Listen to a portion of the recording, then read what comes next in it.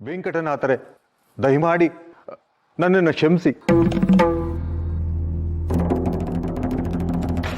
ಮಿನುಗೋ ನಕ್ಷತ್ರನ ದೂರದಿಂದ ನೋಡಿ ಚಿಕ್ಕದು ಅಂತ ಅನ್ಕೊಂಡಿದ್ದೆ. ದುರ್ಬೀನು ಹಾಕಿ ಹತ್ತಿರ ತಂದಾಗಲೇ ಅದರ ಅಸಾಧಾರಣ ವಿಸ್ತಾರ, ಕಣ್ಣು ಕೋರೈಸುವ ಪ್ರಭೆ ನನಗೆ ಅರಿವಿಗೆ ಬಂತು. ನನ್ನ ಊಹೆ ತಪ್ಪಾಯಿತು. ಮೋಸ ಅಹಂಕಾರದಿಂದ ಲಕ್ಷ್ಮೀನ ಗೆಲ್ಬೋದು, ಸರಸ್ವತಿನ ಅಲ್ಲ.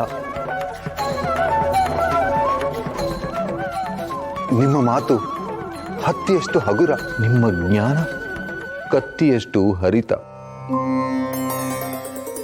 ನಿಮ್ಮಂಥ ಪ್ರಕಾಂಡ ಪಂಡಿತರ ಮುಂದೆ ಸೋಲನ್ನ ಒಪ್ಪಿಕೊಳ್ಳೋಕೆ ನನಗೇನೂ ಅವಮಾನವಿಲ್ಲ.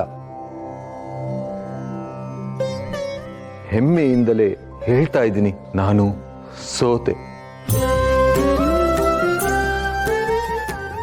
ನನ್ನ ಸಾಧನೆಯ ಪ್ರತೀಕವಾದ ಈ ಕಡಗವನ್ನು ನಿಮಗೆ ಅರ್ಪಿಸ್ತಾ ಇದ್ದೀನಿ, ಸ್ವೀಕರಿಸಬೇಕು. ನಿಲ್ಲಿ.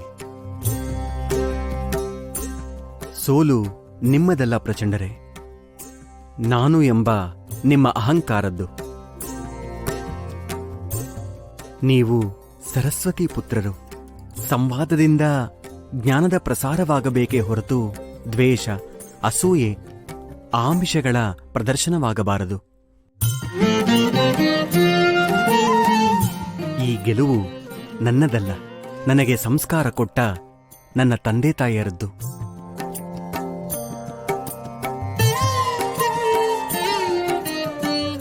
ನನ್ನನ್ನು ಸಹಿಸಿಕೊಂಡು ಪ್ರೋತ್ಸಾಹಿಸುತ್ತಿರುವ ನನ್ನ ಬಂಧು ಬಾಂಧವರದ್ದು.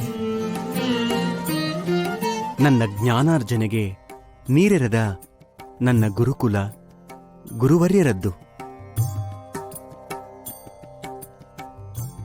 ಈ ಸಂವಾದಕ್ಕೆ ನನ್ನ ಮೇಲೆ ಭರವಸೆ ಇಟ್ಟು ನನ್ನನ್ನು ಆಯ್ಕೆ ಮಾಡಿದ ನನ್ನ ಈ ಇಬ್ಬರು ಪೂಜ್ಯ ಗುರುಗಳದ್ದು.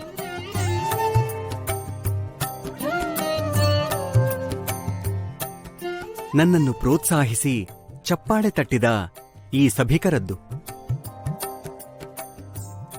ಎಲ್ಲಕ್ಕಿಂತ ಮುಖ್ಯವಾಗಿ ನನ್ನ ಆರಾಧ್ಯ ದೈವ ಮೂಲರಾಮನದ್ದು.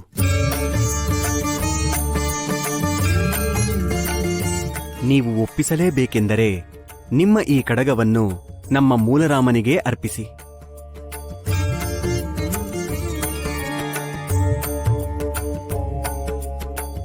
ಕಡಗ ಮಾತ್ರವಲ್ಲ,